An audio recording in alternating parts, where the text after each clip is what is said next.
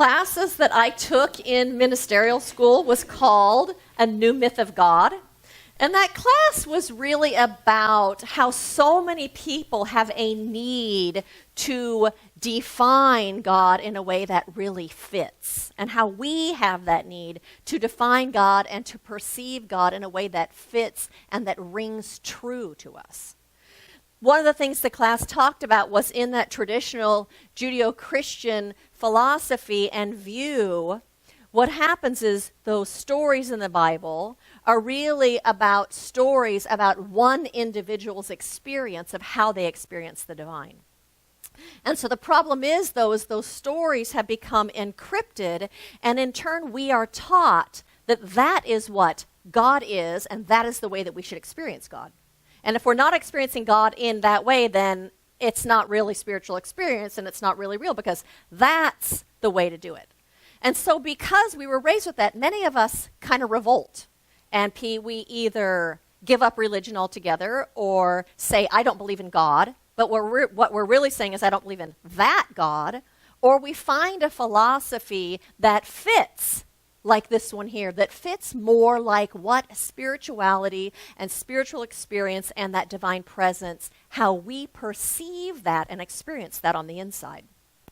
And so, like I said, many of us revolt, and the reason that we revolt against that traditional perspective is because it is outside of our own spiritual experience, of what spiritual experience feels like to us, or because it doesn't really make sense to us, or because it doesn't fit our felt experience of things. And so in reality, though, each and every single one of us on this planet experiences that divine presence and divinity and spirit in their own unique ways. And it's different for all of us. And so for many of us, we experience that which I will call the sacred, that which we call God, that which is that great something that is beyond this. You know what I mean when I say that is beyond, that thing that we feel that is beyond. A lot of us, we experience that when we're in nature. Yes, do you have that experience of that when you're in nature?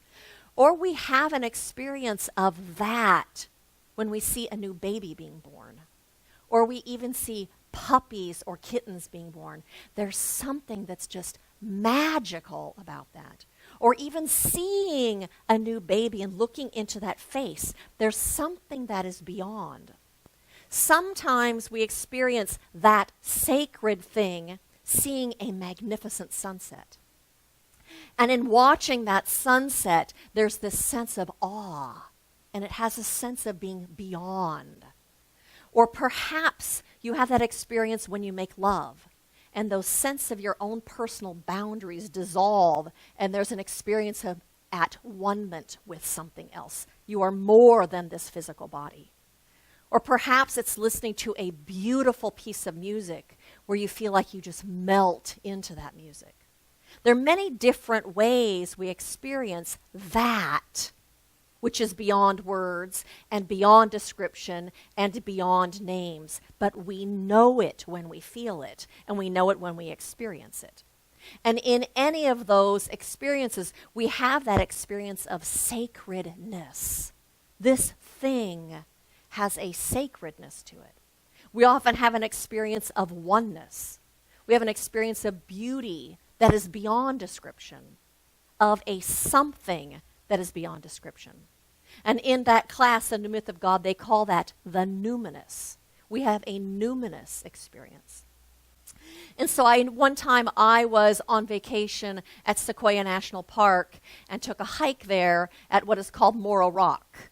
And if you've ever been to Morro Rock, there's a trail that you walk along, and then you get to this huge, massive rock, and there are steps that are carved into it. And there's about 100 steps, and your view is blocked, and you can't see anything because you're walking along this rock. And then I came around this corner to this magnificent view of the Continental Divide.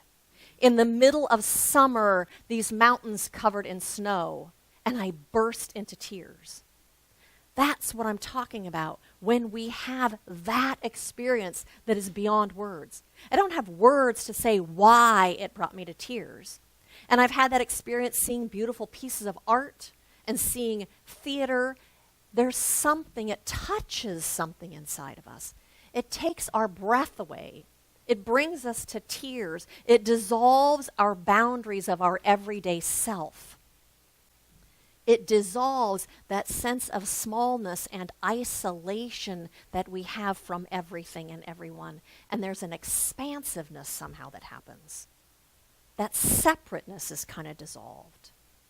And so I know for many of us in this room and those of us who have been in this philosophy have actually taken time and conscious effort and intention to define or redefine how we see that presence, what we call that presence, that great something that we call God, the divine, the infinite. We redefine that in a way that rings true for us inside of here. That presence that can't be fit into a box. And so the title of my talk today is The Truth Shall Set You Free. And what I'm talking about is that the way that we see the divine, the way that we perceive that infinite presence, that one, life with a capital L, determines and creates the way that we experience it. It not only determines and creates the way that we experience that one, but it also determines how we experience life and what we expect from life and what we are open to or what we are not open to.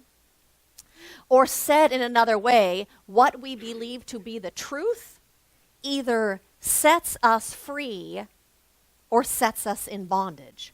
What we believe to be the truth and what we believe to be the truth about that presence sets us free or puts us in bondage.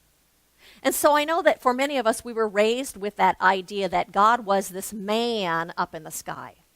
And he was separate and apart from creation. He created everything that was, but then he's up in heaven and we're down here separate from him. We also may have embodied or learned that man, God in the sky, is father, is judge, is loving sometimes, but also can be angry and can be punishing if we are bad or if we do something wrong or if we're not good enough. What is really happening there is we are projecting our relationship with our parents onto this God. And then we need that to win that God's favor or that God's approval in order to be good enough and in order to get the goodies in life. But that is really a limited perspective. It's really kind of an adolescent perspective of that divine presence. It's undeveloped. And so with time and with effort and with intention, what happens is we can expand how we see that presence. We can expand our idea of what that presence is. We recognize that it is an infinite presence. Not a man in a body, but an infinite presence that permeates all things, that is everywhere present all of the time. We recognize that it is that which is at the center and the circumference of everything that exists. We recognize that it is not a being, but that it is being itself, beingness itself, that it is life with a capital L, that it is wholeness, that it is beauty. Can you imagine if you defined that one or named that one beauty, how you would experience God differently? Every time you saw something beautiful, you would say, that is that presence expressing. Every time you saw a beautiful interaction between two people or a parent and a child, beauty, I see that beauty. That is the divine presence. How we see it, how we name it, creates the lens through which we experience it. And so we recognize it as a love intelligence and as infinite potentiality, as an energy that permeates everything, in and through and around and as everything that exists. That absolute intelligence, that harmony, that magnificence that is everywhere. And so those ideas, that expanded awareness of what that divine presence is, and to see it as that great thing that is at the center of everything and that is everywhere present, is not unique to us here at Centers for Spiritual Living. It is the basis of new thought. And the transcendentalist movement that happened in the 1830s, that is what we were born out of, and that came about because people were dissatisfied with religion. And so this entire new thought movement has been born out of that, which is Christian science and religious science and divine science and unity. But it is also, that belief system and perspective is called panentheism, and it is the basis of Hinduism. It is the basic of Hasidic Judaism and of Kabbalah and of the Sufis and of the Gnostics and of Eastern Orthodox Christianity. It's called the perennial philosophy, and it is that which all mystics come to realize is the truth. That is infinite and everywhere present, permeating everything. And so even though we pursue this perspective, even though we have embodied this idea, I think for all of us, we still sometimes find that those old childhood ideas pop up. Those old childhood ideas sneak in. And so one of the ways that I see that and hear that in my life is when someone has a heartfelt desire to have something in their life. Say it's a new romantic relationship, or it's a new job, or it's a new home, or it's moving, or it's greater health, or it's greater abundance, but they have this heartfelt desire to have something, and it's not yet happening, and I hear them say, maybe God doesn't want me to have this. Maybe God doesn't want me to have this. Or I see people that have things going on in their life that aren't desirable, and they say, maybe God's testing me. Or maybe God's punishing me for something that I've done. But you know what? God does not test you. And God does not punish you. And God does not give to you, and God does not withhold from you.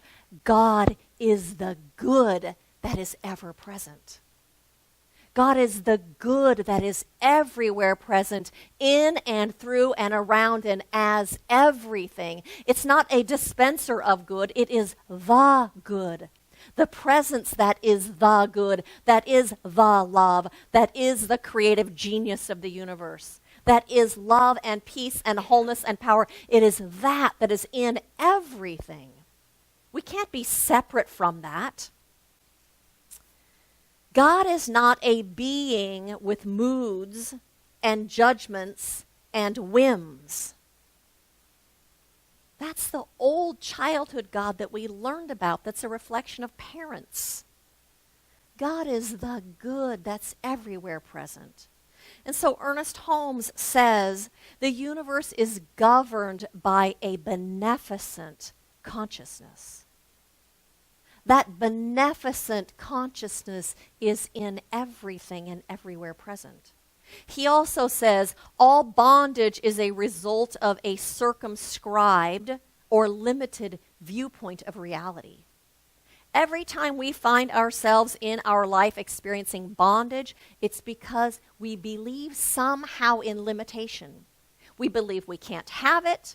We believe it's separate from us. We believe we don't deserve it. There's something that is within us that is causing us to block the flow. When we see good as separate or apart from us, or when we see the good as separate or apart from our lives, or when we see the good as being withheld from us, what happens is our perspective and our beliefs create that exact thing happening in our life. Because that's what we believe. Because that's what we're holding on to. Because our perspectives and our beliefs inform our experience. And so I read a story in A Daily Dose of Sanity this week that I'd love to share with you that is such a great depiction of that our perspectives and our beliefs inform our experience. It says, education annals tell of an elementary school teacher we'll call Miss James, who arrived at her classroom on the first day of the term and studied her class roster. To her delight, she saw high IQ marks next to each name: 121, 128, 138. Thank goodness, she said. Finally, a class where I can accomplish something with. Miss James gave the students challenging lessons and freedom to create as the infinite, or call it light, or call it that which is at the center of everything. It doesn't matter what you call it. It matters for you how you name it and what you call it. God doesn't care.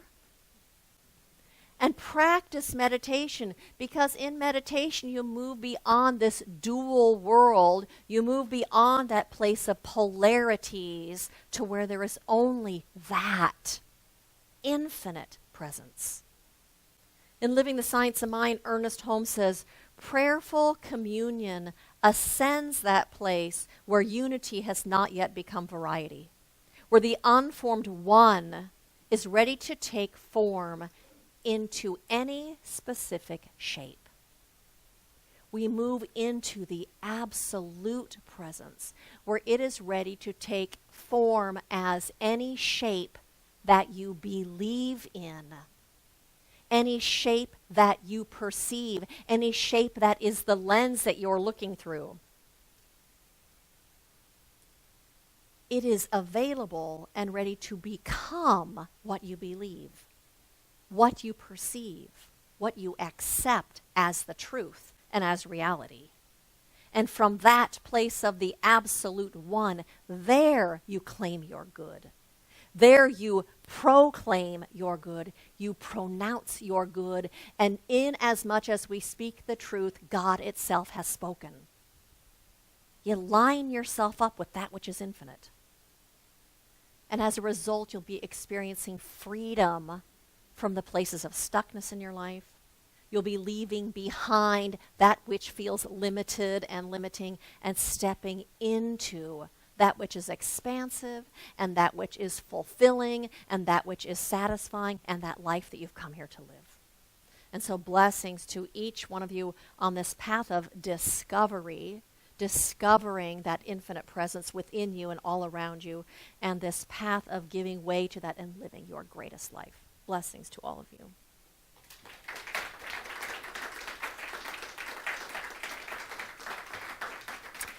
And so I invite you to join me in a spiritual mind treatment, our form of affirmative prayer. And it is from that place of being immersed in this infinite potentiality, in this absolute unformed substance. It is from this place that we open ourselves and become conduits for it to flow into our lives.